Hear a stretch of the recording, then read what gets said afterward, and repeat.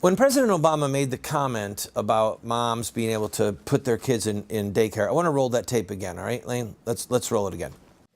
And sometimes someone, usually mom, leaves the workplace to stay home with the kids, which then leaves her earning a lower wage for the rest of her life as a result. And that's not a choice we want Americans to make. So let's make this happen. By the end of this decade, let's enroll 6 million children in high-quality preschool. All right, so you see here he's saying that poor moms, they give up all this money they could have been earning, and they're not as high as they would have been in the food chain of their job structure, and we need to have daycare for 6 million kids. In the speech that he gave, he talked about the struggle that parents have where they feel guilty, like they're not being good parents. President Obama, your guilt is well deserved. Let me step back and speak to you Christians that are watching.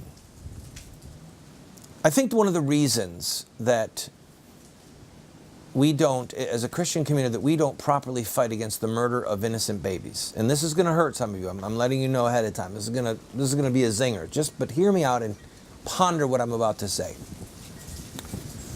One of the reasons that we in the Christian community don't fight against child killing the way we should is because we secretly sympathize with the reasons that a woman kills her baby. We secretly sympathize. I mean, think about it. What are the reasons that single women give for killing their children? They want to stay in college. They want to have a better job. They can't take the pressure of having a child. Go down the list of reasons. And then think of the reasons why Christian folks, Christian couples, don't have more babies. Why they use birth control. Why they drop their kids off at daycare. There are a lot of moms who want to stay home. There are a lot of moms who want to have as many kids as God will give them. But there is a far greater number of people in the Christian community today who don't want to have all the children that God gives them, who want to have whatever the material things might be, or the liberty of movement, or the ability to have fun and to have amusement, that they want to have those things, and children get in the way.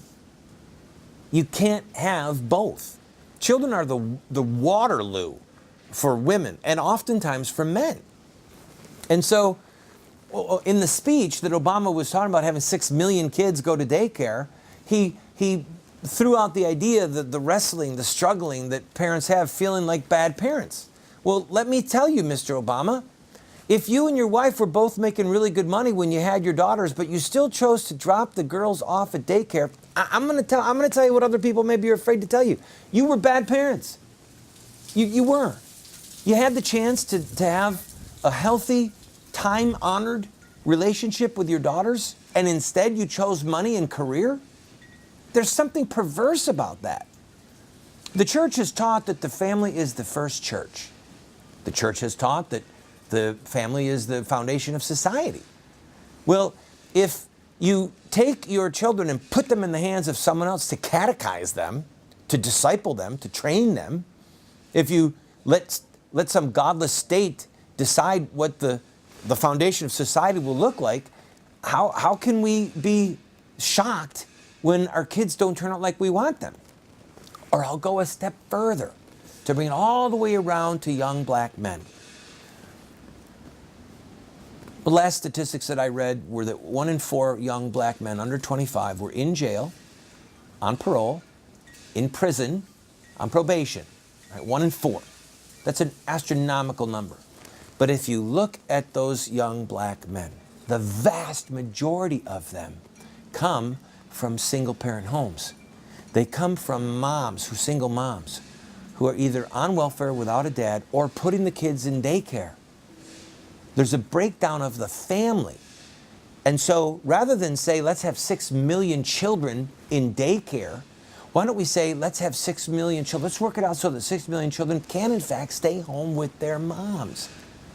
and who can then catechize them and raise them and love them and help them to become good and stable on their interior, rather than throwing them into a room with 20 or 30 other kids and saying, good luck, this is daycare so that we can make money.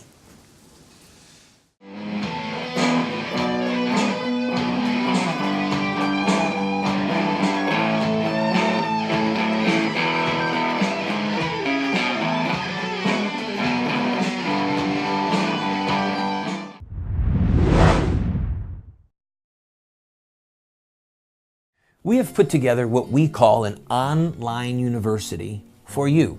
Now that's a highfalutin way of saying that we have a pretty significant library of material, books, tapes, videos that are there for you for free. Why are we doing this? Because America is desperate for new leaders, and because this material could help you to become the leader that you and God want you to be. Check it out and enjoy it.